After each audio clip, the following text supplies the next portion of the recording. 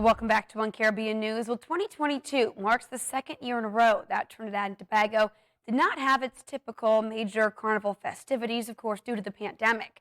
But some local event organizers still managed to keep the culture alive and deliver a one-of-a-kind show while staying within the law and keeping attendees safe and entertained.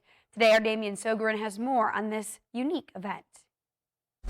TNT Carnival 2022 takes a different shape. In fact, TNT Carnival has gone cabanas. No, I did not say bananas. Cabanas. What am I talking about? The Farmhouse Events Group has put together a few events just to keep the spirit of Carnival alive. Of course, keeping within all of the laws and health protocols of Trinidad and Tobago. The first event on the agenda is one called Carnival Cabanas. Check it out.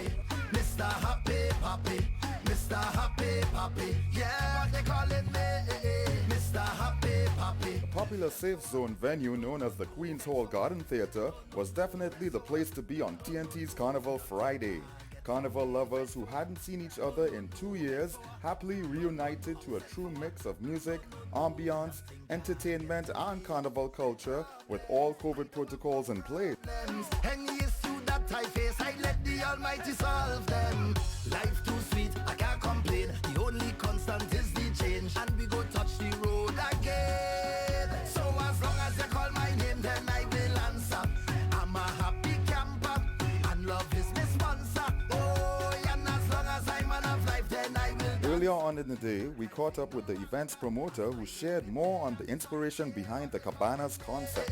Mr. Happy Papi. In order for us to meet with the COVID-19 regulations, we came up with a concept centered around cabanas, which are actually right behind us. So that's the frames of them. So play with the pods system.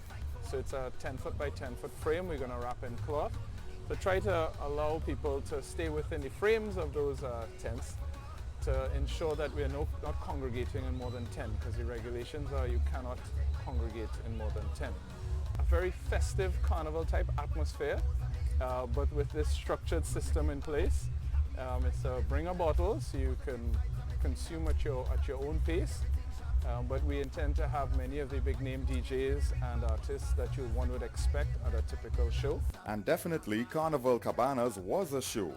Much to the audience's delight, the event, which took place at the Home of Performing Arts in Port of Spain, offered a plethora of diverse entertainment.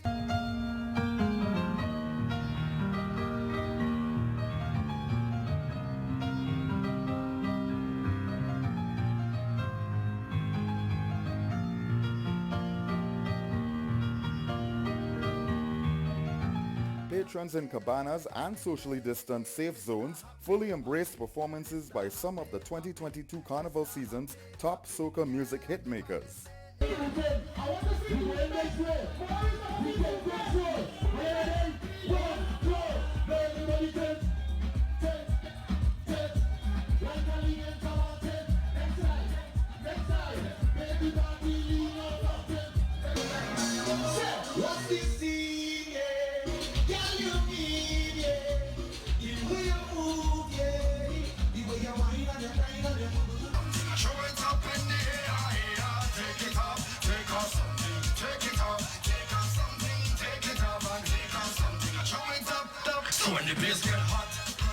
The night undoubtedly belonged to showstopper and soca boss Neil Iwer George, who transported the soca-starved audience to simpler times.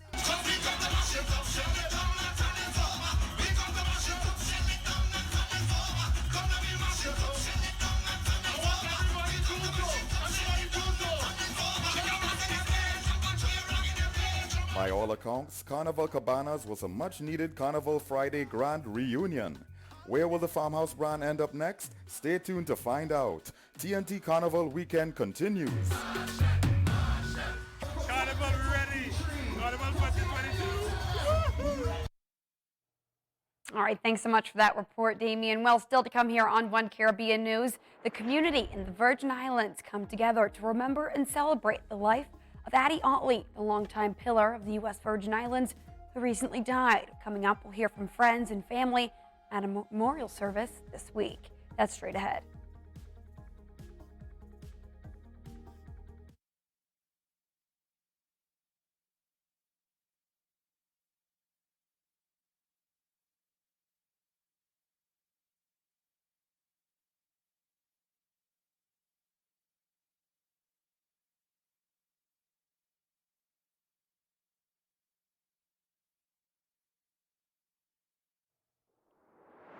Welcome back to One Caribbean News. The U.S. Virgin Islands are paying tribute to a Virgin Islands icon in celebrating his life and legacy.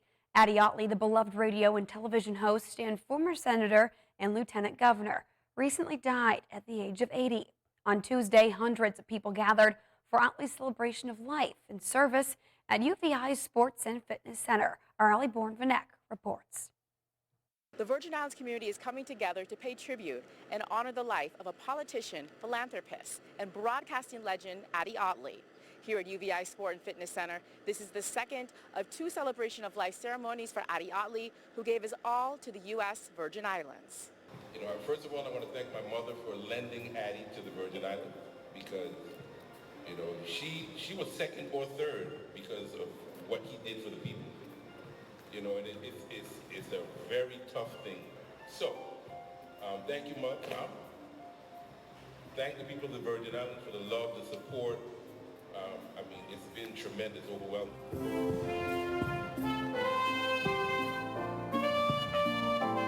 Addie, we shared a lot of laughs. You'll be missed. Hopefully someone can step in and love these Virgin Islands the way you have for so many years. And the family, condolences, I hope that gives you a little chuckle to remember him. Thank you. I used to tell people like, hey, I want the Addie treatment. You know that Addie had a special treatment. Maybe in the setup, man, they'll have a chair for Addie. They don't have none for me. So I gotta stand up. Addie have water, I got heal up. They didn't even know my name.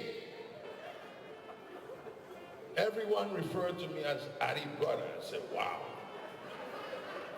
Can't shake this guy.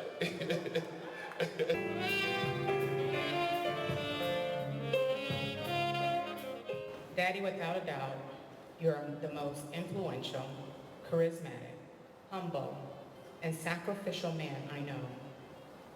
You represent what I strive for and pray to get to. Your contagious smile, an infectious laugh, and the love of others will remain in the hearts of myself and those others.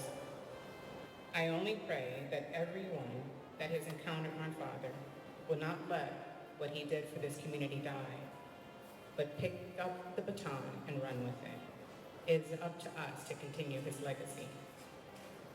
Coming up this week, there will be more tributes to Addie Otley, including the renaming of a road close by his station, WSTA, for all of his work, dedication, kindness, and devotion to the U.S. Virgin Islands, which will never be forgotten. In St. Thomas, Allie Bourne-Vanek. All right, thanks, Allie. Well, Addie Otley will be laid to rest this Wednesday. The public is invited to pay their last respects from 8 to 10 a.m. at the Legislative Hall on St. Thomas.